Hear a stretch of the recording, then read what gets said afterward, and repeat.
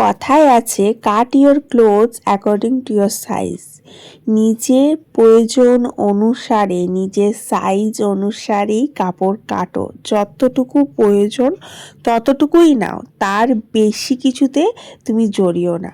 এই কথাটার যথার্থতা আজকে কিন্তু আমাদের সকলের মধ্যে একটা জলজান্ত জীবন্ত উদাহরণ রয়েছে, সেটা হচ্ছে রাজপাল যাদব।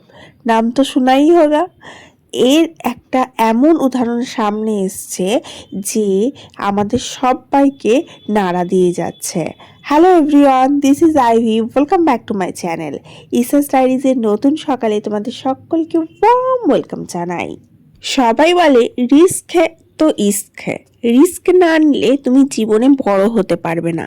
একটু নিজের থেকে হাটকে ভাবতে হবে, একটু জীবনের ওপর জুয়া খেলতে হবে, একটু ডেয়ারিং করতে হবে, তবে তো তুমি বড় হতে পারবে, তবে তো তুমি সেই জায়গায় স্বপ্নটা পূরণ করতে পারবে। কিন্তু কখনো কখনো এটাই যে ব্যাকফায়ার করে আমাদের ওপরে এসে পড়ে এবং এটার জন্যই আমাদের জীবনটা শেষ হতে যায়, সেটা কিন্তু কেউ কখনো বলে না। এর একটা জলজান্ত উদাহরণ হচ্ছে রাজপাল যাদব। সে নিজে একটু ডেয়ারিং করেছিল, নিজের জমানো টাকা এবং বাইরে থেকে লোন নিয়ে চেষ্টা করেছিল একটা ফিল্ম প্রডিউস করতে এবং তাতে অ্যাজ ওয়েল অ্যাজ নিজে ডাইরেক্ট করেছিল, মানে ডাইরেক্টর হিসেবেও কাজ করেছিল। বাট সিনেমাটা ফ্লপ করে যায়। As we all know, cinema কখনো ফ্লপ করে কখনো হিট হয়, বাট সেই সিনেমাটা ফ্লপ করে যায়, বাজারে দেনায় ভর্তি হয়ে যায় এবং সেই দেনার ওপরে ইন্টারেস্ট চাপতে চাপতে সেটা বিশাল আকার ধারণ করে। সে ভেবেছিল যে আরও কয়েকটা ফিল্ম করে দেনাটা মেটাবে, কিন্তু শুধু দেনা মেটানোটাই তো কাজ নয়, তার সাথে সাথে তার ফ্যামিলিকে দেখা রয়েছে, আরও অনেক কিছু টিএমআই চলছে।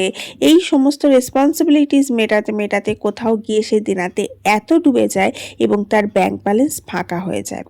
দেন সে কি করে, চেক দেয় যে যাদেরকে দেনা পাওনা, যারা ওকে প্রেশার ক্রিয়েট করে দেনা পাওনা মেটাবার জন্যে, সেই দেওয়া চেকগুলো তার বাউন্স হয়ে যায় এবং তার ফলে তার জেল হয়ে যায় এবং সে তিহার জেলে বসে সেখান থেকে মেসেজ পাঠায়, মানে বলে আর কি, যে আজ আমার পাশে বলিউডের কেউ নেই। অথচ তোমরা সবাই জানো রাজপাল যাদব কত বড় নাম, কত ফিল্ম সে করেছে, প্রচুর প্রচুর ফিল্মে তাকে দেখা গেছে।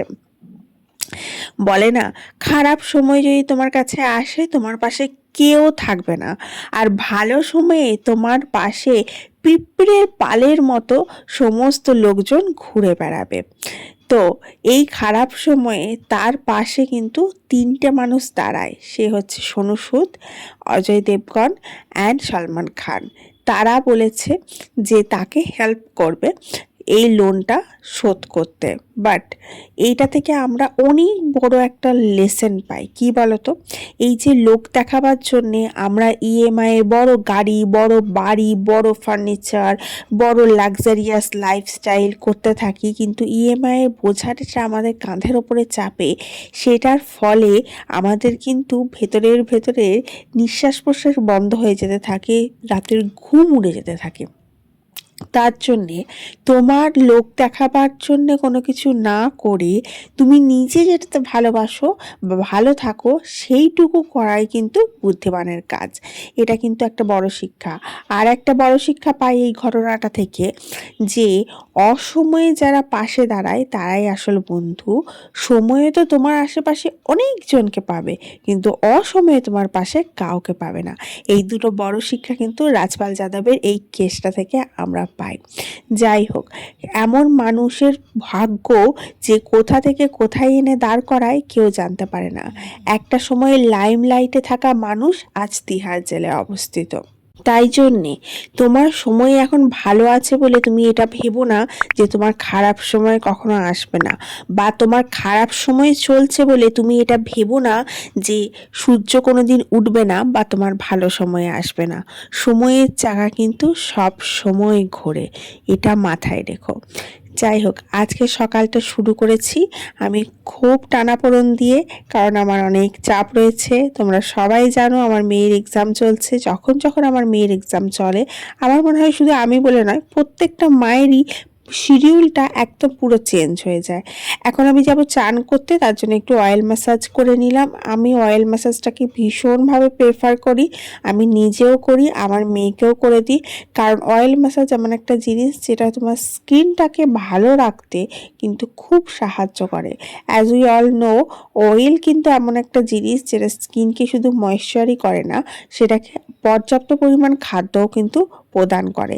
তোমরা সবাই দেখো আমাদের স্কিনের জন্য, চুলের জন্য, প্রত্যেকটা জিনিসের জন্য কিন্তু আলাদা আলাদা একটা করে ফুড দেওয়া কিন্তু দরকার। যেমন আমরা আমাদের পেটে খাই, ফুড না খেলে কিন্তু আমাদের এনার্জিটা আসে না, সেরকমই স্কিন ভালো রাখার জন্য, চুল ভালো রাখার জন্যও কিন্তু একটু করে ফুড দেওয়া প্রয়োজন। যাই হোক, চান টান করে আমি এখন চলে এসেছি গাছ থেকে একটু ফুল তুলতে। আমার গাছে কি সুন্দর সুন্দর দেখো জবা ফুল ফুটেছে, আমার না ভীষণ ভালো লাগে। মানে যখন ফুলগুলো এরকম করে তুলি না, মনটা ভরে যায়। এরপরে এই ফুলগুলো আমি ধুয়ে পরে ঠাকুরকে পুজো দেবো। দেন এখানে মেয়েকে পড়তে বসালাম। মেয়েকে আমি এখন তো প্রায় সময়ই পড়তে বসাচ্ছি। আমি যেহেতু পড়াই, যেহেতু টিউশন নেই, তার জন্য আমি যখন যখন টাইম পাই তখন তখন একটু করে ওকে পড়াগুলো দেখিয়ে দিই। যেমন এখন আমার রান্না বান্না সমস্ত কমপ্লিট হয়ে গেছে, চান পুজো সব কমপ্লিট হয়ে গেছে। এখন ওকে নিয়ে বই নিয়ে বসেছি, খানিকক্ষণ ওকে পড়াবো, তারপরে লাঞ্চ করব। লাঞ্চ করার পর আবার একবার একটু পড়াবো, তারপরে আবার একটু ব্রেক দেবো, আমি সন্ধ্যে দেখাবো, চা খাবো, এই সমস্ত কিছু। তারপরে আর একবার পড়াবো। এই রকম রুটিনটাই আমি ফলো করি। এবার দেখো, যে যখন সময় পাবে সে সেরকম অনুযায়ী তার মেয়েকে, বাচ্চাকে পড়াবে আর কি, ছেলে বা মেয়ে যাই হোক তাকে পড়াবে সেরকম অনুযায়ী। এবার আমি যেরকম অনুযায়ী আমি সময় পাই সেরকম অনুযায়ী আমার শিডিউলটা আমি সেরকম বানাচ্ছি। আসলে সবার শিডিউল তো সময় হয় না, সমান হয় না, যে যেরকম পারে সেরকম অনুযায়ী শিডিউল বানায়। যদিও এই শিডিউলটা এক্ষুনি আর কয়েকদিনের মধ্যেই চেঞ্জ হয়ে যাবে, কারণ এক্সাম স্টার্ট হবে। এক্সাম স্টার্ট হয়ে গেলেই একদম মানে টান পোড়েনের মধ্যে চলবে। আমি রান্না খুব কম করব এবং পড়াশোনার প্রতি সময়টা বেশি দেবো। মানে লিটারালি আমি যেগুলো ফলো করতাম আমার ইয়াং বয়সে, যে কিভাবে প্রত্যেকটা রিভাইজ করা, এবং যেগুলো আমি পারবো না সেগুলো একবার লিখলে জিনিসটা মাথায় ঢুকে যায়, এইভাবেই আমি কিন্তু আমার মেয়েকে ওইভাবেই তৈরি করি। কারণ আমি নিজে পড়াশোনা করতে খুব ভালোবাসতাম, প্রচুর প্রচুর পড়তাম এবং প্রচুর পেন্টিং করতাম। পেন্টিংয়ের প্রতি আমার একটা আলাদাই নেশা ছিল। ইভেন এরকম ধরো আমার পরীক্ষার সময়ও কিন্তু আমাকে পেন্টিং করা চাই, আমার নেশা, মানে একদম অ্যাডিক্টেড ছিলাম আমি পেন্টিংয়ের প্রতি। আমি এত পেন্টিং করতাম যে আমার পরীক্ষা কালকে, কিন্তু তার আগে আমাকে আমার মাইন্ড শান্ত করার জন্য একবার পেন্ট করতে হবে, যে কোনো কিছু একটু পেন্টিং করতে হবে, তারপরে পরীক্ষা দিতে যাব। এর জন্য বকাও খেয়েছি, আমি মারও খেয়েছি আমার বাবার কাছে, যে আমার একবার ইতিহাস পরীক্ষা, আমি ইতিহাস না পড়ে, হিস্ট্রি আর কি, হিস্ট্রি, আমি তো বাংলা মিডিয়ামের ছাত্রী, তো হিস্ট্রি না পড়ে আমি ড্রয়িং করছিলাম। তো আমার বাবা এসছে অফিস থেকে, নিয়ে দেখছে যে আমি পেন্টিং নিয়ে, কালার নিয়ে বসে আছি। হ্যাঁ, তো বলছে তোর পরীক্ষা না, কালকে সকালে পরীক্ষা দিতে যাবি আর আজকে রাতে তুই এখন ড্রয়িং করছিস। মানে এটা আমার একটা থেরাপি, বুঝেছো? পেন্টিং জিনিসটা আমার কাছে একটা থেরাপির কাজ করতো।